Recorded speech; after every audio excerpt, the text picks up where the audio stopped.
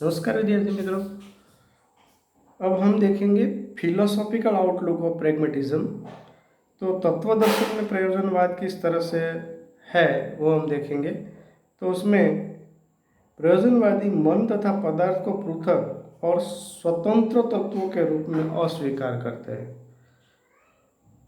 तो ये बात समझने जैसे, मन तथा पदार्थ को पृथक और स्वतंत्र तत्वों के रूप में ये अस्वीकार करते हैं। वे अपने सत्ता विज्ञान को अनुभव की धारणा, कॉन्सेप्ट ऑफ एक्सपीरियंस पर आधारित करते हैं। तो उस हिसाब से ये प्रयोजनवाद है वो प्रकृतिवाद का सोफिस्टिकेटेड रूप ही है।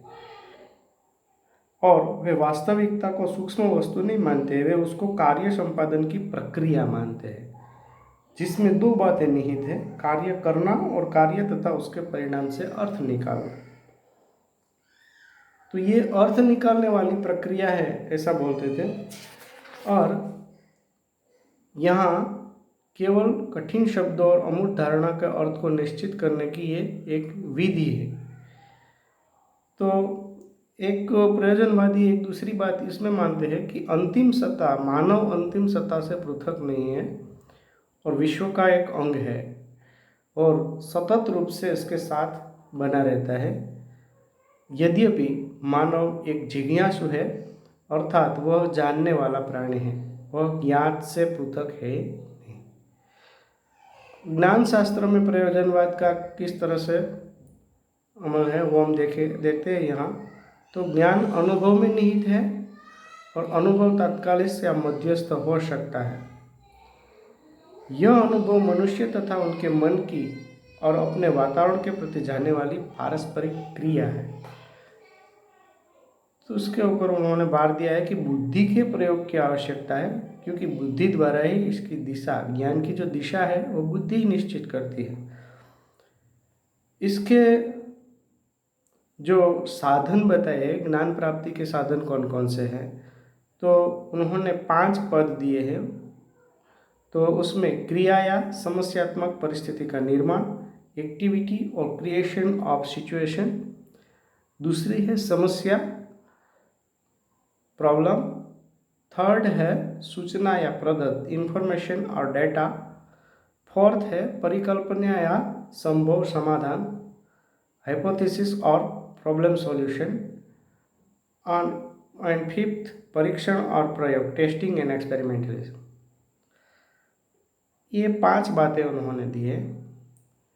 तो यहाँ जो ज्ञान के जो साधन माने हैं ये इनको माने हैं, और सत्य मानव निर्मित एवं परिवर्तनशील है ऐसा ये बोलते हैं। तो इस तरह से ये ज्ञान शास्त्र में प्रयोजनवाद कैसे है वो हमने देखा। उसके बाद हम देखते हैं मूल्य मीमांसा में प्रयोजनवाद किस तरह से। तो प्रैग्मेटिज्म इन एक्सियोलॉजी, नैतिक मूल्य मानव एवं समाज के मध्य होने वाली आदान प्रदान की प्रक्रिया के प्रतिफल है। सद अथवा अच्छाई वह है जो सर्वोत्तम ढंग से अनिश्चित परिस्थितियों का समाधान करती है। तो यहाँ वो बोलते हैं कि सुंदर क्या है, तो वो कहते हैं कि हम अपने अनुभव से सुंदर मानते हैं, और कला की जो कृति हमें अपनी ओर आकृष्ट करती है और गहन रूप से अनुभूति करने के लिए तत्पर बनाती है, वही हमारे लिए सुंदर है। धर्म क्या है, तो उसके बारे में ये जो प्रेगमेटिस्ट लोग हैं वो ऐसा बोलते हैं कि धर्म किसी बात की स्वीकृति है जो पृथक है और जिसका स्वयं का अस्तित्व है।